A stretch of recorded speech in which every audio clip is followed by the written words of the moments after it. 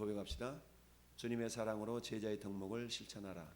주님의 사랑으로 제자의 덕목을 실천하라. 아멘. 주님의 사랑으로 제자의 덕목을 실천하라. 주님의 사랑으로 제자의 덕목을 실천하라. 자, 오늘 17장 우리 같이 읽어본 1절부터 10절까지는 예수께서 제자의 덕목 네 가지를 언급하고 계시는데요. 첫째는 1절부터 3절 상반절까지 보니까 예수께서 제자들에게 이르시되 실족하게 하는 일이 없을 수는 없으나 그렇게 하는 자에게는 화가 있을 것이다. 실족하게 한다. 실족하게 하는 일이 없을 수는 없다. 이런 일이 있을 수 있다는 얘기죠. 그러나 실족하게 하는 그 사람에게는 화가 있다. 화가 있다는 얘기는 뒤집어 말하면 복이 없다라는 의미죠. 우리는 주님이 주신 복을 통하여 살아가는 존재들인데 주님이 복을 안 주시면 복이라는 것은 생명에 대한 권리라고 그랬어요. 그러니까 생명을 공급받지 못하니까 우리가 팍팍하죠. 그래서 제자들에게 이르시되 실족하게 하는 일이 있을 수는 없을 수는 없으나 그렇게 하는 사람에게는 화가 있다. 그럼 실족하게 한다. 우리는 그렇잖아요. 우리가 신앙생활할 때 크게 가장 큰 두 기둥 신앙생활에 한마디로 말하면 실패하지 않는 가장 기본 두 가지 기둥이 있는데 두 기둥을 제대로 세워야 되는데 그리고 그 두 기둥을 다른 말로 말하면 두 산이라고도 말할 수가 있다. 첫 번째 기둥은 어때? 인간의 기둥, 인간의 산을 넘어가야 된다. 그러니까 사람과의 산이라는 것은 결국 관계 속에서 나타나는 문제들이죠. 여러분 우리 예수 믿는다고 해서 한꺼번에 확 변해가지고 예수님을 닮아가면 얼마나 좋겠어요. 우리의 신부는 순간적으로 마귀 새끼에서 하나님의 자녀로 변하는 되지만 그 인격이라는 것은 평생도록 예수님을 닮아가는 그런 성화의 과정을 겪게 되죠. 그러다 보니까 아직 미성숙한 그리스도인, 미성숙한 신앙인 때에는 내가 흘려줘야 될 그 사랑이 나를 통해 흘러가지 아니하고 여러 가지 문제들을 발생시킬 때가 많이 있죠. 그러다 보니까 실족하게 한다는 얘기는 생명길에서 벗어나게 한다라는 겁니다. 예수님이 내가 곧 길이요 진리요 생명이다. 예수님이 요한복음 6장 47절에서는 내가 곧 생명의 떡이다 라고 또 말씀하셨죠. 이처럼 주님이 생명이시고 생명이 떡이신데 실족하게 한다는 얘기는 뭐예요? 예수님이 생명이 떡이신데 그 생명의 떡을 못 먹게 하는 거예요. 생명의 떡을 못 먹게 하는 일이 결국 실족하게 하는 일이죠. 나 저 인간 때문에 나 귀 안 나가 이런 일 있잖아요. 이게 실족하게 하는 겁니다. 나 때문에 그 누군가가 예수님을 믿지 못한다면, 나 때문에 그 누군가가 신앙생활에 방학을 하게 된다면 그것은 뭐 내가 그 누군가를 실족하게 하는 일이 된다라는 얘기입니다. 그러면 어떤 일이 발생하는가? 나 때문에 그 사람이 주님의 사랑을 맛보할 수 없으니까 그건 뭐예요? 그 사람을 실족하게 하는 것이다 라는 얘기죠. 그러니 저는 여러분들이 실족하게 하는 일이 없을 수는 없다. 근데 없을 수도 있다는 얘기죠. 없을 수는 없으나 이 말은 없을 수도 있지만 있을 수도 있다 이런 의미잖아요. 그러면 우리는 어디에 속해야 되겠어요? 실족하게 하는 그런 쪽이 아니라 그 사람을 생명길로 이끌어가는 그쪽에 속하는 사람이 돼야 되겠죠. 그러기 위해서는 어떻게 해야 된다? 너희는 스스로 조심하라. 참 심각한 말씀 하셨잖아요. 그 하나를 실족하게 할지인데 차라리 연자 맷돌이 그 목에 매어 바다에 던져지는 것이 나으니라. 이게 심각한 말씀이잖아요. 여러분 연자 맷돌 목에 걸고 바닷물에 빠지면 어떻게 돼요? 시체도 건지지 못하는 거예요. 가라앉아 버리니까. 이 정도로 주님이 심각하게 말씀하셨어요. 그러니까 뭐하라? 스스로 조심하라. 스스로 조심하라. 우리 어린이 찬양에 그런 가사가 있잖아요. 내가 말하는 입을 조심해. 내가 보는 두 눈을 조심해. 이런 노래 가사가 있잖아요. 너는 스스로 조심하라. 스스로 조심하라. 예수님이 겟세마네에서 제자들과 함께 기도하실 때 그렇게 말씀하셨잖아요. 근신하라 깨어라. 너희는 어찌 한 시간도 깨어 있을 수 없더냐. 시험에 들지 않도록 나와 함께 깨어 기도하라.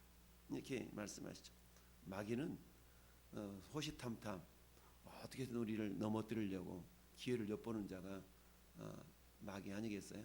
그 마귀를 영적인 유괴범이다라고 말씀합니다. 앞에서는 사탕 줄게, 빵 사줄게 이렇게 어린아이를 꼬드겨 가지고 팔아먹는 유괴범. 그러니까 마귀는 광명한 천사로 가장한다고 그랬잖아요. 그러니까 우리는 사단에게 속지 않도록 뭐하라? 첫째, 늘 조심하라. 둘째, 용서에 대한 부분이죠. 형제가 죄를 범하거든 경고하고 회개하거든 용서하라. 우리 그러지 맙시다. 우리 하나님, 우리 신앙생활 우리 같이 잘 해봅시다.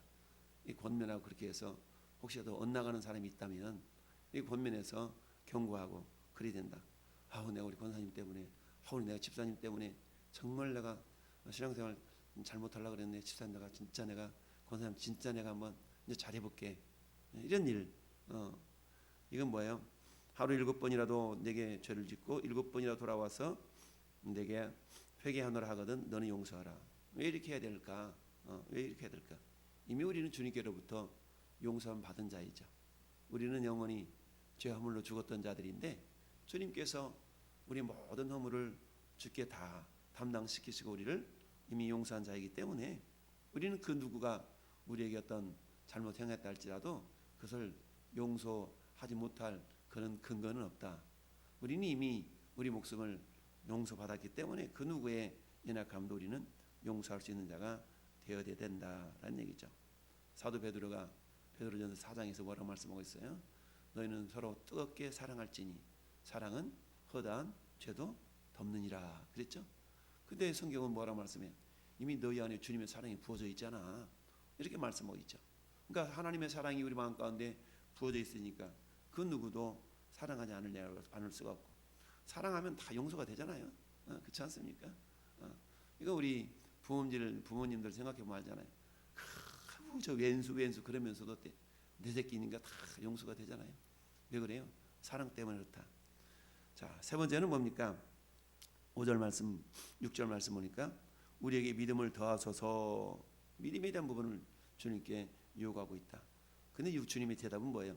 주께서 이르시되 너에게 겨자지 않을 만한 믿음이 있었더라면 이 뽕나무더러 뿌리가 뽑혀서 바다에 심기하라 하여도 그대로 너에게 순종했을 것이다 라고 믿음에 대한 부분을 말씀하고 있죠. 자, 제자들은 뭘 요구했어요? 믿음의 양을 요구했잖아요. 믿음을 더하소서. 이 말은 무슨 말이에요? 우리에게 믿음이 부족하니까 믿음을 조금만 더 주세요 라고 양적인 믿음을 요구했어요. 그러나 주님은 무엇으로 대답합니까?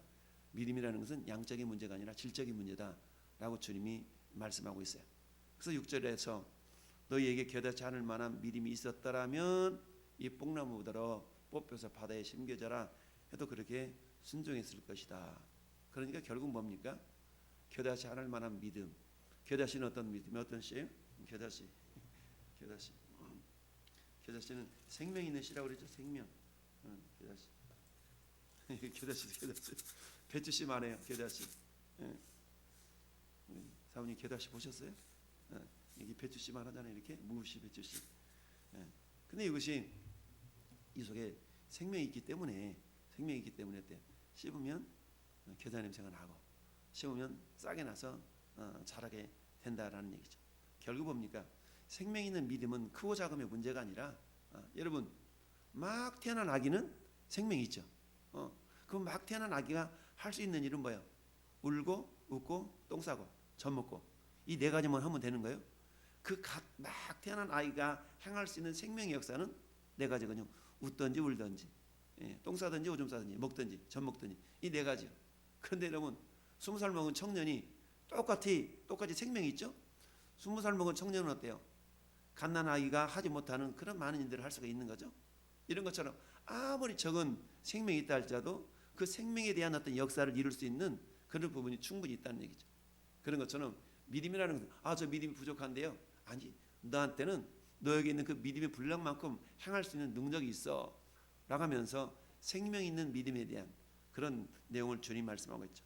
그래서 믿음을 더해달라는 그런 제자들의 요구에 대해서 믿음은 양의 문제가 아니라 질적인 문제다 라고 주님 말씀하고 있고요. 그 다음 네 번째는 누구에게 밭을 갈거나 양을 치거나 종이 있어서 이건 뭡니까? 종에 대한 문제. 즉 내가 주님께 주인의 어떤 밭을 갈고 돌아와 피곤한데 주인이 너 밭 가지라고 수고했으니까 종아 앉아있어 내가 밥 차려줄게 일한 주인 없다는 얘기죠. 그런다 할지라도 종에게 밥 좀 차려와봐. 이게 주인의 권리고 종의 어떤 위치다라는 얘기죠. 그러면 오늘 이 네 가지를 얘기하고 있어요. 이 네 가지 가운데 첫 번째와 두 번째, 첫 번째는 뭡니까? 실족하게 하는 일이 있어서는 안 된다.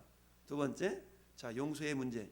이것은 제자의 덕목 가운데 인간 관계 속에서 나타나는, 형제들과의 관계 속에 나타나는 그런 덕목이라고 할 수 있어요. 인간 관계 속에서 나타나는 문제. 그 누군가를 실족하게 하거나 그 누군가를 용서하거나 그건 인간의 관계성 속에 나타나는 문제잖아요. 나머지 두 개의 덕목은 뭡니까? 믿음에 대한 부분이니까 믿음은 하나님과 나의 관계죠. 믿음에 대한 부분. 그리고 또 네 번째 덕목은 뭡니까? 이건 나는 무익한 종이라 우리가 해야 할 일을 한 것뿐이라 할지니라. 주님과의 관계성 속에서 충성된 부분. 이건 하나님과의 관계성 속에서 나타나는 덕목에. 그래서 예수님이 1절부터 10절까지 하신 말씀 가운데는 크게 네 가지 덕목이 있는데 그 네 가지 덕목 가운데 두 가지 덕목, 용서에 대한 부분과 실족하게 한 덕목은 우리 뭡니까? 형제지간 그리스도인들 가운데 인간 관계성 속에서 나타나는 문제에 대한 그런 덕목을 어떻게 해결할 것인가에 대한 부분이고, 두 번째, 세 번째, 네 번째 덕목은 믿음을 더해달라는 그런 주님 말씀에서 믿음은 양보다 질적인 문제인데 이미 너희 안에는 충분한 생명의 믿음이 있다라고 주님이 말씀하셨고, 네 번째는 어때요? 우리는 주님의 종들인데 주님 내가 이렇게 했는데 이렇게까지 했잖아요. 이렇게 했잖아요. 이렇게 해서 우리가 생색낼 문제가 아니라 아무리 우리가 주님께 충성하고 헌신한다 할지라도 이미 주님께 받은 그 사랑에 비하면 우리는 아무것도 아니다라는 것을 알아야 된다라는 얘기죠. 왜 그럴까요? 우리를 구원하신 주님, 구원의 은혜, 구원의 가치는 이 땅에서 내가 어떤 충성을 한들 그것과는 비교할 수가 없다는 얘기죠. 여러분 우리가 구원받는 것이 억만금을 들여서 구원을 받을 수가 있겠습니까? 돈으로도 못 가야 하나님 나라, 벼슬로도 못 가야 하나님 나라, 힘으로도 못 가야 하나님 나라, 믿음으로 가는 나라, 하나님 나라. 여러분 이명철 회장, 이건희 회장 전부 다 병사했지 않습니까? 그들이 돈이 부족했겠어요? 뭐가 부족했겠어요? 그러나 그들은 예수님 알지 못하고 죽은 존재들이지. 그들이 그 돈으로 까짓건 죽기 전에 야 나 한 1,000억 정도만 땡겨줘. 요거까지 나 천국 가는 티켓 하나 살게. 그렇게 하면 그들이 못 갔겠어요? 그렇지만 그것으로 천국 가는 문제가 아니다라는 얘기죠. 그러니까 우리는 이미 주님으로부터 그 구원받은 존재들인데 우리가 주님께 구원받은 이후에 충성했어요. 왜 나만 이렇게 일해야 돼? 왜 나만 교회에서 나밖에 일하는 사람이 없어? 라는 생각이 들다 할지라도 우리는 어때요? 그래 내가 아니면 누가 하랴. 하나님 내가 할 수 있으면 감사합니다. 일할 수 있다는 얘기 내가 건강하다는 증거고. 할렐루야. 이런 어떤 마음의 자세를 가지는 것이 중요하다. 그래서 뭐예요? 자 내가 명령 받은 것을 다 행한 후에 이르기를 우리는 무익한 종이라 우리가 하야 할 일을 한 것뿐입니다 라고 우리가 고백할 수 있어야 된다라는 얘기죠. 그렇다면 이 네 가지 덕목을 예수님이 제자들에게 하셨는데 이 네 가지 덕목을 행할 수 있는 근거가 뭐냐? 행할 수 있는 근거가 뭐냐? 그것은 다름이 아니라 따라합시다. 사랑이죠. 사랑. 이것은 주님이 율법에 주신 율법의 핵심이 사랑 아니겠어요? 십계명이 율법의 핵심인데 그 십계명 가운데 1계명부터 4계명까지는 하나님을 향한 그런 계명이고 4계명부터 10번째 계명까지는 이웃을 향한 계명이잖아요. 그것은 핵심적으로 또 딱 축약을 하면 위로는 하나님을 사랑하고 옆으로는 이웃을 사랑하는 그 계명이죠. 그런 근거에 본다 그러면 내 자식이 뭔가 걸어가는데 그야말로 실족할 가능성이 있으면 권면하고 이렇게 설득하고 이래서 그러면 안 돼, 그러면 안 돼. 내가 널리 얼마나 이렇게 기도하고 있는데 나가면서 내 새끼가 그런 곁길로 가려고 그럴 때 어떻게 하겠어요? 그러지 말라고 그러면 설득하고 권면하고 막 이래서 바른 길로 가도록 할 거 아니겠어요? 그와 마찬가지로 우리가 함께 신앙생활하는 우리 형제 자매들이 혹이라도 나 때문에 그런 일이 있을 수 있지 않을까 늘 돌아보면서 어떻게든지 너희는 세상의 빛이라 너희는 세상의 소금이라 하신 주님의 말씀처럼 내가 오늘 하루도 빛으로 역할을 제대로 감당했나? 내가 오늘 하루도 소금의 역할을 제대로 감당했나를 늘 돌아보면서 어떻게 해요? 형제를 내가 세우는 때 그 역할을 감당했나? 라는 걸 늘 돌아볼 수 있어야 된다라는 얘기죠. 그러니까 사랑하면 여러분 사랑의 반대는 뭐라고 그랬어요? 사랑의 반대는 무관심이죠. 무관심. 사랑의 반대는 미움이 아니고 무관심이에요. 그러니까 내가 항상 관심을 갖는 거야. 오늘 우리 목장에 아무개 성도가 정말 이렇게 하는데 제대로 지난주에는 얼굴이 안 보였는데 왜 안 보였을까? 전화를 해보면서 무슨 일이 있었냐고 하면서 내가 당신이 안 보여서 우리 자매님이 안 보여서 성도님이 안 보여서 집사님이 안 보여서 내가 이렇게 기도했노라고 이렇게 전해봤노라고 관심을 보여주면 그 관심이라는 결국 사랑이니까. 그러면 어때요? 그 사람이 그래 신앙생활 방학하려고 다가도 내가 우리 집사님 때문에 우리 권사님 때문에 내가 다시 힘을 얻네요 라고 하면 얼마나 기쁘고 감사합니까? 결국 사랑이 아니면 나타날 수 없는 거죠. 사랑이 부족하면 나만 쳐다보지만 사랑이 풍성해지면 이웃을 볼 수 있는 여유가 생기는 거죠. 우리 주님은 이미 로마서 5장 5절에 그리스도의 사랑이 너희 마음 가운데 이미 부은 바 되었지 않냐. 사랑이 부어졌으니까 부어진 사랑으로 뭐 할 수 있는 거죠? 우리가 나눠 줄 수가 있다라는 얘기죠. 그래서 앞에서 두 번째 이 제자들이 했던 이런 계명 두 가지 그것은 뭡니까? 주님 이웃을 향한 사랑을 통해서 행할 수 있는 부분이고 용서의 부분도 마찬가지. 내 용서해 줄게. 근데 용서는 사실 하는 게 아니고 용서는 되어지는 거잖아요. 경험해 본 사람들은 알까요? 내가 가서 용서해 줄 거야. 용서해 줄 거야가 아니라 이미 우리는 용서받은 존재이기 때문에 그 사랑이 있으면 그냥 용서가 되는 거잖아요. 용서가 되는 거지 용서할게 이게 아니죠. 그건 하나님을 향한 그 믿음의 부분도 마찬가지. 겨자씨 하나님 만한 믿음만 있다면 생명력 있는 믿음 전 여러분들이 있기 때문에 이 아침도 깨어 있는 것이고 생명력 있는 믿음이 있기 때문에 우리는 어때요? 주님을 예배할 수 있는 것이고 주님께 기도할 수 있는 것이고 주님께 찬양할 수 있는 것인 줄 믿습니다. 뿐만 아니라 우리가 아무리 충성한다 할지라도 우리를 구원하신 그 구원의 은혜에 우리가 보답할 수 있겠어요? 내가 주님께 무엇으로 보답할 거라는 그런 고백에 있는 시편의 고백처럼 오늘 하루도 우리는 이 네 가지였던 제자로서의 덕목을 실천하면서 가장 중요한 것은 하나님을 향한 사랑과 이웃을 향한 사랑을 통해서 이 덕목들이 실천되어 줄 수 있다라는 것을 기억하면서 오늘도 주님의 사랑을 기억하고 주님 이미 주님 우리 안에 사랑을 부어 주셨댔는데 주님이 이미 우리는 죄화물로 죽어 있었던 우리를 주님이 사랑으로 살려주셨는데 그 사랑을 던집은 내가 주님 사랑을 잊지 않도록 주님 오늘 또 이 네 가지 제재 덕목을 늘 점검하며 진단하며 사랑 흘려 보내는 그런 하나님의 사람이 되기를 원합니다 라고 오늘도 믿음으로 우리 자신을 점검하며 진단하는 복된 삶이 되기를 예수님의 이름으로 축원합니다. 아멘.